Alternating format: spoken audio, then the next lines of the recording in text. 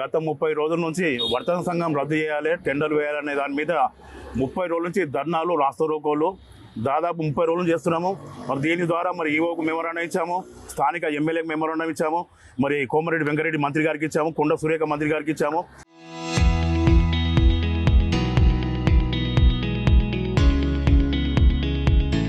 ఇక కమిషనర్ గారు ఇక్కడ ధర్నా చేసి కూడా మరి ఆ రోజు కూడా మెమోరాండం ఇచ్చాం, ప్రిన్సిపల్ సెక్రటరీ కూడా మెమోరాండం ఇచ్చాం.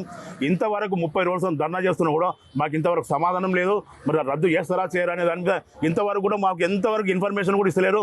మరి ఏవో గారేమో నేను ఏం లేదు పంపించాలని చెప్తారు. మా స్థానిక ఎమ్మెల్యే గారేమో గతంలో మన 1వ తారీఖు నాడు మే 1వ తారీఖు నాడు ఆయన ఒక లెటర్ ఇచ్చారు.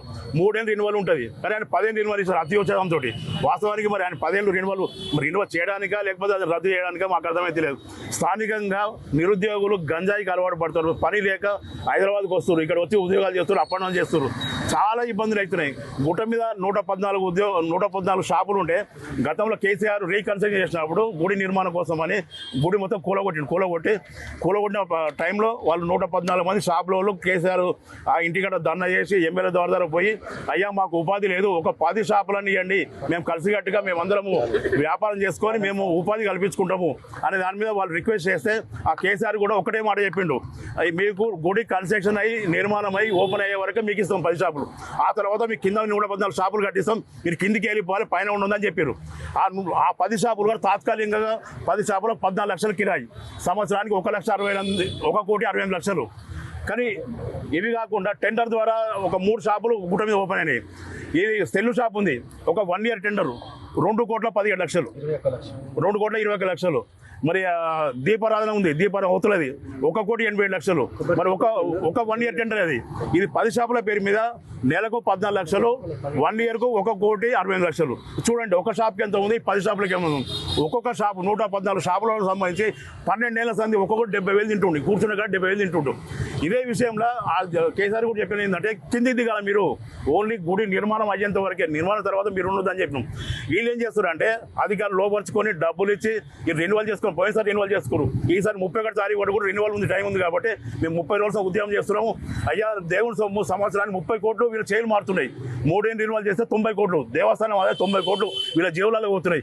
అయ్యా ఇది తీసేయండి, రద్దు చేసి స్థానిక నిరుద్యోగులు ఉన్నారు, నిరుద్యోగులకు అవకాశం కలిపి టెండర్లు అయ్యి మెయిన్ వీళ్ళు రద్దు చేసి వర్తక సంఘం రద్దు చేసి టెండర్లు అని చెప్పి మా ఉద్యమం ద్వారా పోరాడుతున్నాము.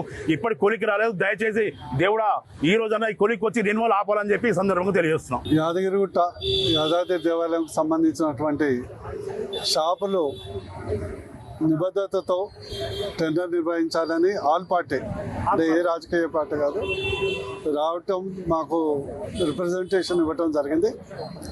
మీ అందరికీ తెలుసు, నేను ఎంపీగా ఉన్నప్పుడు ఈ యొక్క దేవాలయ అభివృద్ధి కొరకు శంకుస్థాపనే కాదు, అభివృద్ధికి అద్భుతమైనటువంటి ఈరోజు దాదాపు సంవత్సరానికి 200 కోట్ల ఆదాయం టెంపుల్కి వస్తుందంటే ఆ రోజు నేను అప్పుడు ఉన్నటువంటి ప్రభుత్వం, మరి కేంద్ర ప్రభుత్వం ప్రసాద్ స్కీమ్ కింద వేసినటువంటి సహకారం వల్ల తెలంగాణ రాష్ట్రంలో అద్భుతమైనటువంటి టెంపుల్ ఉంది. కానీ ఇక్కడ ఉన్నటువంటి ఒక జేఏసీగా ఏర్పడి అది చట్టబద్ధంగా టెండర్ ద్వారా నిర్వహించాలని కోరిక ఇప్పుడే చెప్పడం జరిగింది. నేను ఖచ్చితంగా దేవాదాయ శాఖ మార్చులు కొండా సురేఖ గారు, అదే రేవంత్ రెడ్డి గారు, మరియు ఎండోమెంట్ కమిషనర్ గారితో కూడా మా పార్టీ పరంగా కూడా ఈ దేవాలయం కాదు ఏదైనా కూడా మోడీ గారి తరహాలో చట్టబద్ధతతో ఓ ట్రాన్స్పరెంట్ మెథడ్లో జరగాలని మా సహకారం కూడా అందిస్తాం. యాదగిరిగుట్ట కొండపైన ఉన్నటువంటి ఒక దుర్మార్గమైన దోపిడీ వ్యవస్థకు ఈరోజు ప్రభుత్వం అధికారులు కూడా బత్తాసు పలుకున్నట్టు ఇక్కడ స్పష్టంగా కనిపిస్తూ ఉంది. ఎందుకంటే గత నెల రోజుల నుంచి యాదగిరిగుట్ట పట్టణంలోని వివిధ నిరుద్యోగులు, వివిధ రాజకీయ పార్టీ నాయకులు అందరూ స్వచ్ఛందంగా ధర్నాలు, రాస్తారోకోలు అన్ని చేస్తున్నా కూడా ప్రభుత్వం ఇంతవరకు స్పందించకుండా కేవలం తిరిగి మళ్ళీ వాళ్ళకే కట్టబెట్టడానికి ఈరోజు మద్దతు పలకడం ఏదైతే ఉందో నిజంగా దుర్మార్గకరమైన విషయం. ఎందుకంటే స్థానిక ఎమ్మెల్యే గారు వారిని 10 ఏళ్ళు పొడిగించాలని చెప్పేసి వారు లెటర్ ఇవ్వడం అనేది నిజంగా హేయమైన చర్య. ఈ సందర్భంగా ముఖ్యంగా తెలియజేసే విషయం ఏంటంటే కొండపైన కొన్ని ఏళ్ల నుంచి కేవలం కొందరు వ్యక్తుల చేతిలో మాత్రమే ఒక వర్తక వ్యాపారం అనేది పూర్తిగా వాళ్ళ చేతిలో మాత్రమే ఉంది. అక్కడ తిష్ట వేసుకొని కూర్చొని నచ్చిన విధంగా భక్తులను దోచుకుంటూ నిరుద్యోగులకు ఉపాధి కల్పన లేకుండా తీవ్ర ఇబ్బందులు గురి చేసి వారు రాక్షసానందం పొందుతున్నారు.